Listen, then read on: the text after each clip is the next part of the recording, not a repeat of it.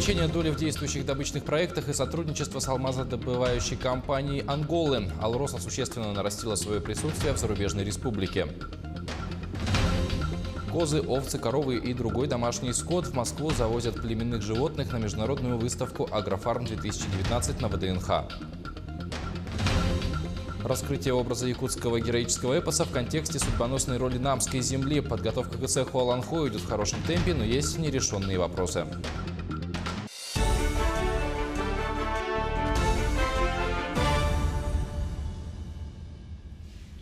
В эфире новости, в студии Павел Танин. Здравствуйте. В Тампонском районе произошла авария. В селе Кресхальджай поврежден трубопровод. Это произошло сегодня утром. Сообщение в диспетчерскую службу поступило в 9:50.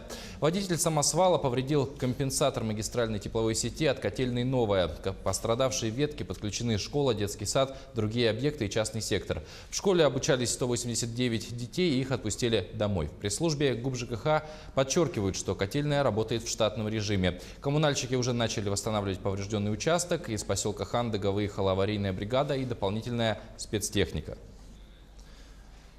К другим темам. Федеральные субсидии на развитие здравоохранения увеличат. Регионы получат право на поддержку из федеральной казны для реализации большого числа проектов. Соответствующее постановление правительства вступает в силу сегодня. Поправки в госпрограмму предусматривают корректировку и включение новых правил предоставления субсидий. И каждое правило – это отдельный документ, в котором определяются критерии отбора субъектов страны и условия предоставления им поддержки.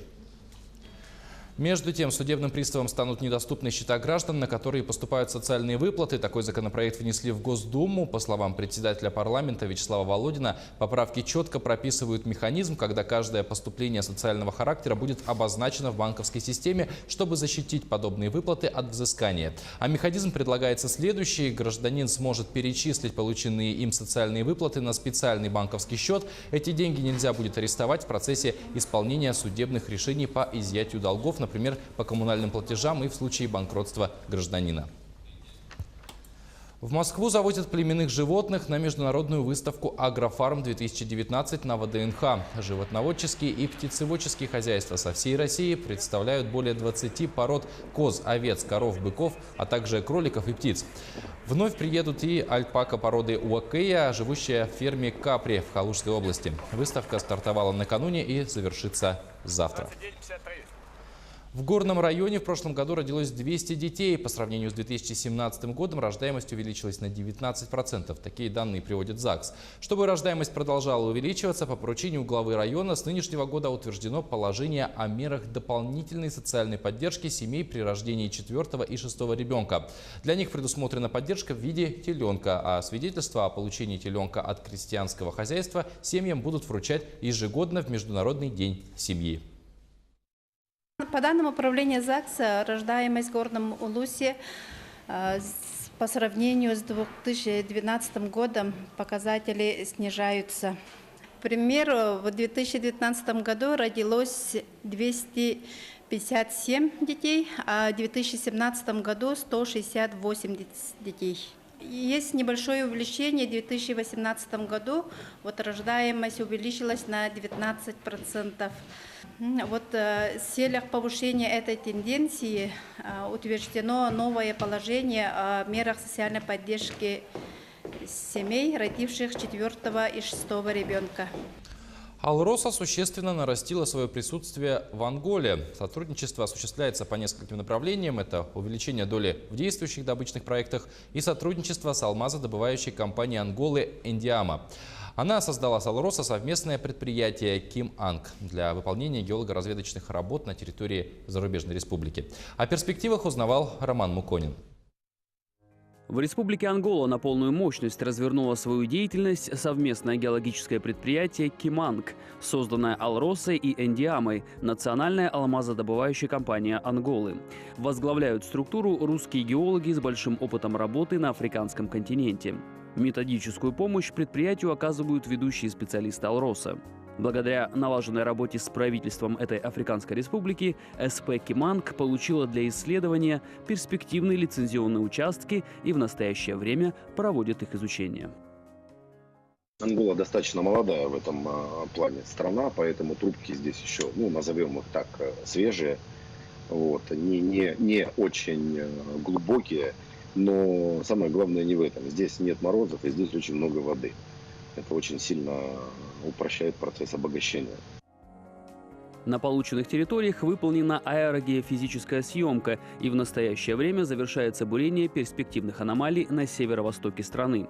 В этом году на геологоразведку в Анголе выделено более 100 миллионов рублей, и важно отметить, что эти деньги вернутся. Они выделены в качестве займа, и совместное предприятие выплатит его, когда начнет получать прибыль, а прибыли могут быть огромны. Вот для примера. Среднестатическое аллювиальное предприятие работает примерно от 0,2 карата на куб стоимостью 230, от 170 до 300 долларов за карат. Но при этом известное всем, например, предприятие Читатола и месторождение аллювиальное Малуди. Был период в несколько месяцев, когда добывали содержанием до нескольких карат на куб и со стоимостью до 700 долларов за карат. Есть интересное предприятие Луа, которое добывает всего лишь несколько тысяч карат в год, но с ценой тоже несколько тысяч долларов за карат. Это так называемые розовые алмазы. Если брать коренные, то, пожалуй, в пример можно привести только Катоку, как предприятие, которое достаточно успешная. Вот они работают на 110, 115 до 120 долларов за карат. Работу в Анголе контролирует главный геолог Алроса. На наш вопрос, не собираются ли алмазные геологи свернуть работы в Якутии ради Африки, Константин Гаранин ответил однозначно. Территория опоискована только на 50%. Поэтому все наши районы традиционные, это и Малобутобинский, Далдын-Лакитский, Средний Мархинский, они требуют, и Верхнемунский требуют своего развития в части проведения геолого-разведочных работ. Плюс к этому у нас большой достаточно район Игатинский, он новый для нас, и последние высокоалмазоносное тело, к сожалению, небольшого размера, трубка сельдюкарская, как раз была обнаружена в пределах этого района. Ну и плюс к этому в последние годы мы много работаем с академическими институтами, с нашими партнерами. И, конечно, у нас вызывает интересы периферийной части Якутско-алмазоносной провинции, это приграничные регионы с Иркутской области, это и Красноярский край, это и север Якутии. По сути дела, поисковый задел, он будет реализовываться, наверное, еще несколько десятилетий. Что касается Африки, то в случае обнаружения коренных месторождений алмазов, геологическое предприятие Кеманг будет преобразовано в горнодобывающее с равными долями участия правительства Анголы и Алроса. А это значит, что сторонних владельцев у новых месторождений не будет. Роман Муконин, Олег Гроханов, телеканал «Алмазный край». В Исехе Аланхо в этом году ожидают участия зарубежных спортсменов. Организаторы вступили в переговоры со странами о совместном участии в многоборье, масс-рестлинге, хапсагае и стрельбе из традиционного лука. Республиканский национальный праздник Исех Аланхо пройдет 20 и 21 июня в Намском районе. Организационный комитет по подготовке к празднику утвердил концепцию и эмблему. Основная идея – раскрытие образа якутского героического эпоса в контексте судьбоносной роли Намской земли в истории государственности республики. По словам организаторов, подготовка к Исеху идет в хорошем темпе, но есть нерешенные вопросы в части финансирования строительства объектов, культурных и спортивных программ. У нас много вопросов. Вот сегодня уже оргкомитеты, за эти оргкомитеты определены, решены, то есть утверждаются планы. Сегодня примерно уже утвердили и смету всех согласовали расходов, которые мы внесем с Министерством строительства, Намским УЛУСом на корректировку наших бюджетных расходов нашей республики в марте месяце. И приняли решение, что третье заседание будет выездное на территории Намского УЛУСа.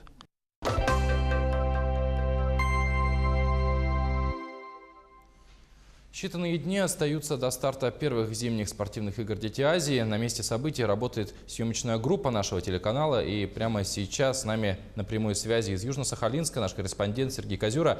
Сергей, здравствуй. Расскажи, когда состоится открытие соревнований, и расскажи о расписании самих игр. Да, Павел, здравствуйте. Мы находимся при историческом событии. Первые зимние игры «Дети Азии» теперь под патронажем Олимпийского комитета. И, быть может, тех звездочек, что здесь зажгутся, мы в скором времени увидим на Олимпийском подиуме. 9 февраля официальное торжественное открытие. Также в этот день у многих пройдут официальные тренировки.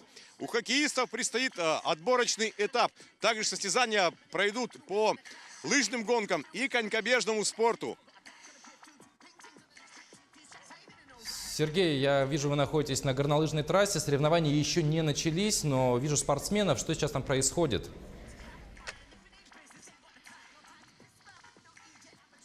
Ну а прямо сейчас здесь, на базе Парковая, проходит 5-й этап Кубка России по сноуборду. Сегодня представлены 2 дисциплины, одна из которых аэроакробатика. Это сумасшедший красивый вид спорта. Вечером в эфире мы уже покажем, я думаю, красивые кадры наших операторов.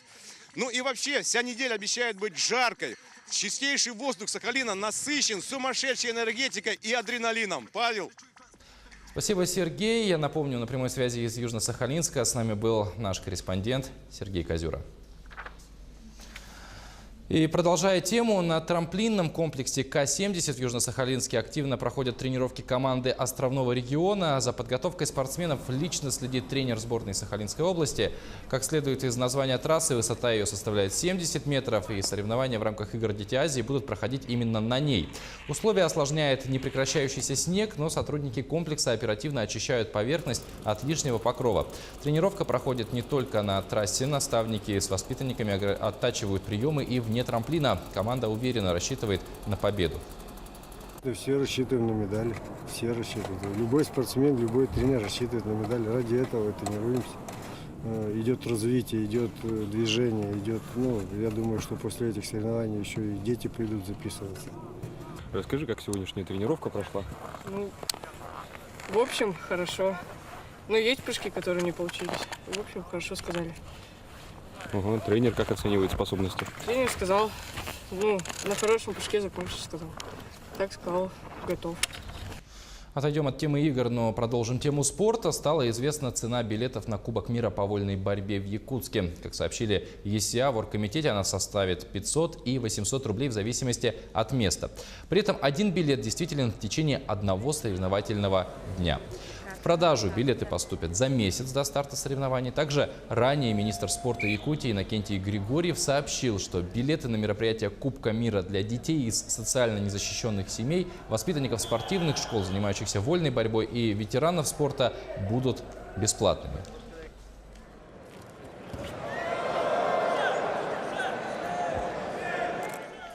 К этой минуте у меня все новости. Еще больше информации можете найти на сайте jak24.ru. Оставайтесь с нами, будьте в курсе главных событий.